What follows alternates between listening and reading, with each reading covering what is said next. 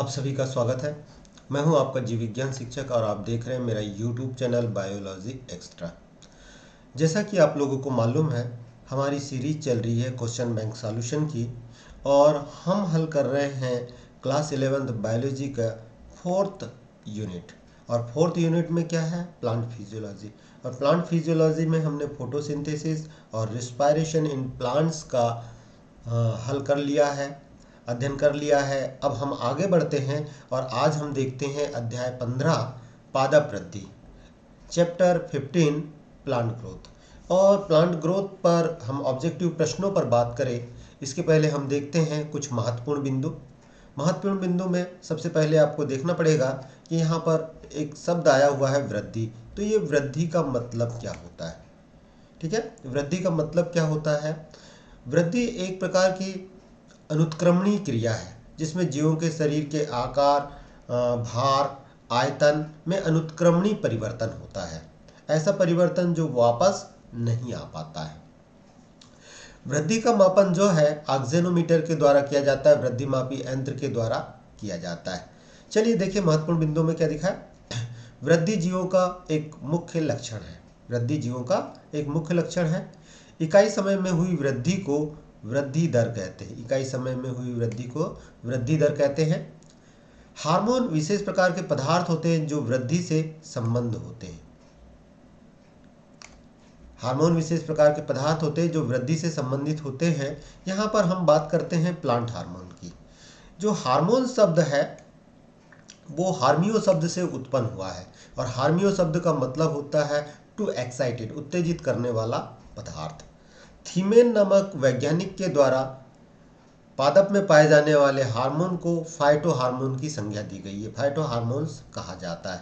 Phyto hormones या हम पादप हार्मोन की बात करें तो पादप हार्मोन वे अपोषक कार्बनिक पदार्थ होते हैं जो पौधे के किसी विशेष भाग पर उत्पन्न होते हैं तथा दूसरे भागों में पहुंचकर वृद्धि जैसी क्रियाओं को उत्प्रेरित करने का कार्य करते हैं। अन्य दूसरी क्रियाओं को भी उत्प्रेरित करते हैं ये।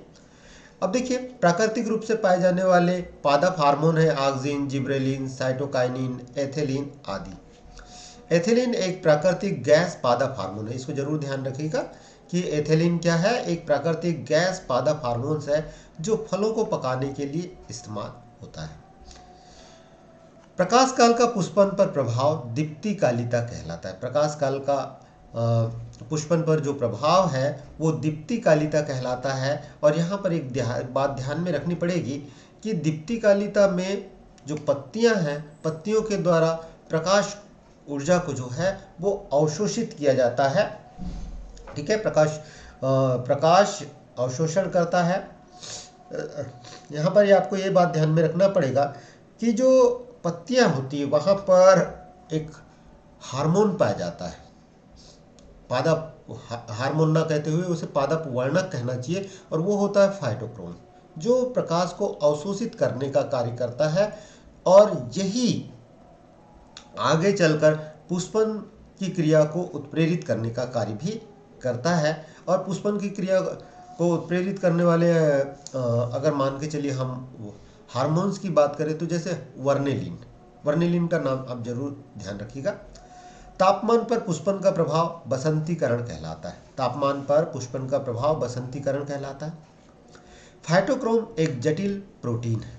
हम यहाँ पर अभी थोड़ी देर पहले ही फाइटोक्रोम की बात किए हैं, तो यहाँ पर ध्यान रखना पड़ेगा कि फाइटोक्रोम क्या है? एक जटिल प्रोटीन है। पुष्पन की क्रिया फ्लोरेजिन नामक हार्मोन के कारण होती है। बीज अंकुरण के लिए उचित ताप वायु का होना आवश्यक है। भाई अंकुरण दो प्रकार का होता है। ठीक है, अधोभूमिक अंकुरण और ऊपरी भूमिक अंकुरण। चलिए अब हम देखते हैं। सही विकल्प चुनकर लिखिए। सही विकल्प चुनकर लिखिए में निम्नलिखित में से कौन सा वृद्धि का कारण है? विभज्योतक, दीर्घीकरण, परिपक्वन। देखिए वृद्धि के मुख्य रूप से 3 चरण होते हैं। पहला चरण होता है कोशिका विभाजन, दूसरा होता है दीर्घीकरण और तीसरा होता है परिपक्वन। और कोशिका विभाजन पौधों की उन कोशिकाओं में होता है जिनमें विभाजन की क्षमता पाई जाती है, अर्थात विभज्योतक ऊतक में।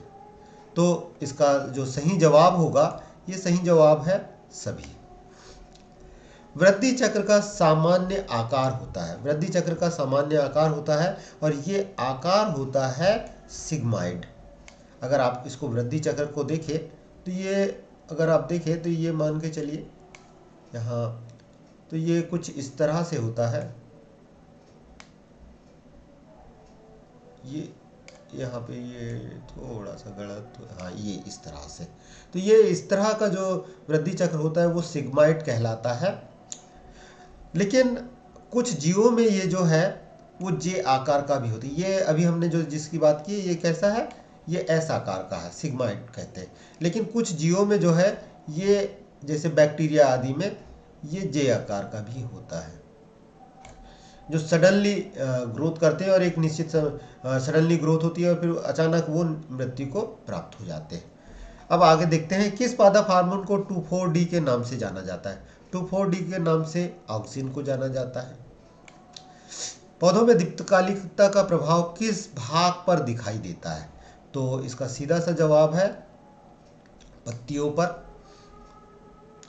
अब देखिए, रिक्त स्थानों की पूर्ति कीजिए। अगर हम रिक्त स्थानों की पूर्ति कीजिए पर जाते हैं तो पादप हार्मोन खाली स्थान कोशिका विभाजन में सहायता करता है। तो यहाँ पर आपको किसका नाम लिखना पड़ेगा?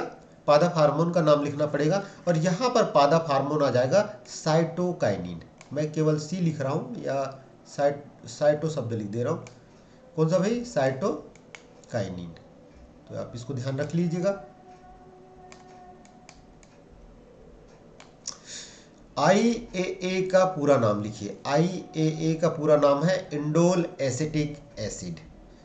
तो इसका पूरा नाम क्या है भाई? इसका पूरा नाम है indole acetic acid.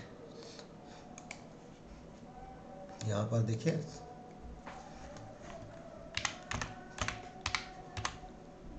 Indole acetic acid. पादप हार्मोन ऑक्सिन की खोज का श्रेय किसे जाता है? तो यहाँ पर आएगा इसका वेंट नामक वैज्ञानिक को इसकी खोज का श्रेय जाता है। यहाँ पर ध्यान में रखिएगा, किसको जाता है इसकी खोज का श्रेय? वेंट को जाता है।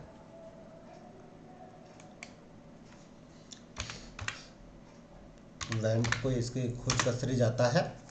अब चलिए, अब हम बात करते हैं नेक्स्ट क्वेश्चन की। कम ताप का पुष्पन पर प्रभाव क्या कहलाता है? कम ताप पर पुष्पन का जो प्रभाव होता है, इस प्रभाव को बसंतीकरण या वर्नेलाइजेशन कहा जाता है।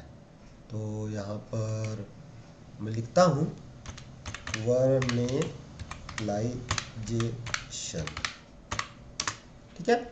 खालिस्तान हार्मोन का उपयोग फलों को पकाने में किया जाता है। इसका भी हमने थोड़ी देर पहले ही देखा है, कौन से हार्मोन का उपयोग फलों को पकाने में किया जाता है भाई? तो आपको ध्यान में रखना है कि एथिलीन का जो प्रयोग है वो फलों को पकाने के लिए किया जाता है। एक प्रकार का गैसीय हार्मोन है। अब यही चीज जो है नेक्स्ट क्वेश्चन में आ गई है। एक वाक्य में उत्तर दीजिए। गैसीय अवस्था में पाए जाने वाले हार्मोन का नाम लिखिए। तो आपको ध्यान में रखना है, गैसीय अवस्था में पाए जाने वाला हार्मोन का कौन है भाई? एथिलीन ही है। ठीक है। किस हार्मोन को तनाव हार्मोन के नाम से जाना जाता है? किस हार्मोन को तनाव हार्मोन के नाम से जाना जाता है? तो यहाँ पर आपको ध्यान में रखना पड़ेगा एब्सिसिक एसिड। एब्सिसिक एसिड को जो है वो तनाव हार्मोन के नाम से जाना जाता है।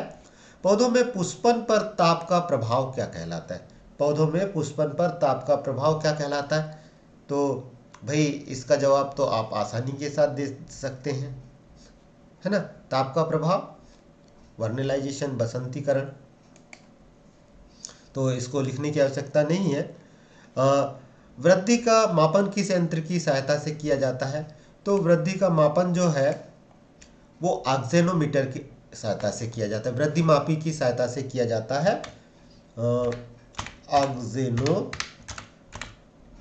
की सहायता से किया जाता है। पुष्पन पर ताप का प्रभाव क्या कहलाता है? ये फिर से वही प्रश्न आ गया, बसंतीकरण या वर्नेलाइजेशन। ठीक है। तो इस प्रकार से हम देखते हैं ऑब्जेक्टिव प्रश्नों की हमने बात किया है। अब आ जाते हैं यहाँ पर अति लघु उत्तरी प्रश्नों पर। तो देखिए, इन प्रश्नों को मैंने जैसा पहले बार बार कह रहा हूँ कि इनको एक साथ बताना थोड़ा सा काफ़ी मुश्किल काम है। तो इनके जो छोटे छोटे वीडियोस हैं वो मैं आपको उपलब्ध करा दूंगा। आप इसके लिए डिस्क्रिप्शन बॉक्स पर देखें और वहाँ से इन वीडियोस को आप आसानी के साथ देख सकते हैं। तो दोस्तों, इस प्रकार से आपने आज प्लांट फिजियोलॉजी का अध्याय 15 देखा, जिसका नाम है वृद्धि। अब एक बात ध्यान पे रखना पड़ेगा कि बहुत सारे ऐसे ऑब्जेक्टिव प्रश्न हैं जो यहाँ पर नहीं दिए हैं। उन प्रश्नों की तरफ हमको जाना पड़ेगा। जैसे कुछ मैं नाम बता रहा हूँ, उसको थोड़ा सा ध्यान में रखिएगा। शीर्ष प्रभाविता का निर्धारण किस हार्मोन के द्वारा किया जाता है? इसका आंसर है ऑक्सिन। उसी प्रकार से अगर हम बात करें, एक और जो बड़ा अच्छा प्रश्न होता है, एंटी एजिंग हार्मोन किसे कहा जाता है? तो एंटी एजिंग हार्मोन्स पौधों के लिए साइटोकाइनिन को कहा जाता है। वहीं पर अगर आप देखें, फल का परिपक्वन किस हार्मोन के सहायता से होता है? तो अभी हमने देख लिया, एथिलीन के द्वारा होता है। वृद्धि निरोधक हार्मोन कौन सा है? एब्सिसिक अम्ल। तो ऐसे ही महत्वपूर्ण प्रश्नों को देखने के लिए, ऐसे ही बहुत सारे प्रश्नों को देखने के लिए चाहे तो आप हमारी वेबसाइट biologyextra.com पर विजिट कर सकते हैं, या हमारे YouTube चैनल पर कंटिन्यू बने रहें। ऐसे ही महत्वपूर्ण प्रश्नों के उत्तर आपको देखने मिलेंगे। यदि अभी तक आपने हमारे YouTube चैनल को सब्सक्राइब नहीं किया है तो प्लीज़ सब्सक्राइब कर दें, जिससे कि हम आपको जो भी वीडियो बनाए वो उसका नोटिफिकेशन आप तक पहुंच जाए। चलिए फिर मिलते हैं दोस्तों नेक्स्ट वीडियो में। तब तक के लिए नमस्कार, जय हिंद।